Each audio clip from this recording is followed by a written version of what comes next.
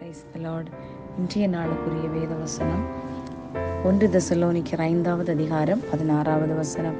எப்பொழுதும் சந்தோஷமாயிருங்கள். அன்புக்குரியவர்களே, இந்த காலை வேளையிலே இயேசு கிறிஸ்துவின் இனிய நாமத்தில் உங்களை வாழ்த்துகிறேன். விசேஷமாக ஒரு அருமையான வசனம் பாருங்கள்.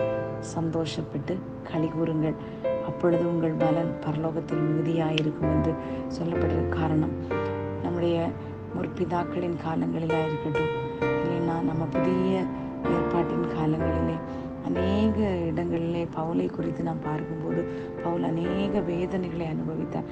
ஆனால் அது எல்லாவற்றிலும் அவர் சந்தோஷப்பட்டார். காரணம், இக்காலத்து பாடுகள் இனி நம்மிடத்தில் வெளிப்படும் மகிமைக்கு ஒப்பிடத்தக்கவைகள் அல்ல என்று அவர் தீர்மானித்து கொண்டார். அதனால் இந்த உலகத்தில் உள்ள அத்தனை காரியங்களையும் வெறுத்து கத்தருக்குள் சந்தோஷமாக இருப்பதையே அவர் தெரிந்து கொண்டார். அதுபோல லூக்கால சொல்லப்பட்டிருக்குது, ஆவிகள் உங்களுக்கு கீழ்ப்படியுதுன்னு சொல்லிட்டு சந்தோஷப்படாதுங்க. இயேசப்பா சொல்றாரு, ஆவிகள் உங்களுக்கு கீழ்ப்படியுதுன்னு சந்தோஷப்படாதுங்க. உங்க பேர் பரலோகத்தில் எழுதியிருக்கா, அதுக்காக வேண்டி சந்தோஷப்பட்டு களி கூறுங்கள். அதுபோல ரோமர்ல எழுதியிருக்க, உங்களோட நம்பிக்கையிலே சந்தோஷமாயிருங்கள், உபத்திரவத்திலே பொறுமையாயிருங்கள், ஜெபத்திலே உறுதியாய் தரித்திருங்கள். காரணம், நமக்கு எந்த பாடுகள் வந்தாலும் முதல் நாம் போய் நாம் பார்க்க வேண்டிய ஒரே முகம் கர்த்தருடைய முகம்.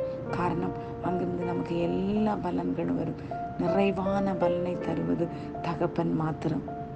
அதுபோல சொல்லப்பட்டிருக்கிறது, அத்திமரம் துளிர் விடாமல் போனாலும், திராட்சை செடி பலன் கொடாமல் போனாலும், மந்தையிலே ஆடுகள் இல்லாமல் போனாலும், நம்ம என்ன பண்ணணும்? கர்த்தருக்குள் பயிற்சியாக இருப்பேன்.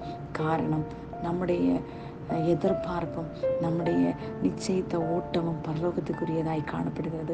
இந்த நாட்களிலே பரலோகத்திலே நம்முடைய பொக்கிஷங்களை சேர்த்து வைப்போம். பரலோகத்திற்காக தேவராஜ்யத்துக்காக நாம் ஓடும்போது கர்த்தர் அந்த காரியங்களை பார்த்து நம்மை ஆசீர்வதிக்க முடியும். அவருடைய சந்தோஷத்தை உங்களை நிரப்பி, சமாதானத்தால் நிரப்பி உங்களை வழி நடத்துவாராக. ஆமேன். God bless you all.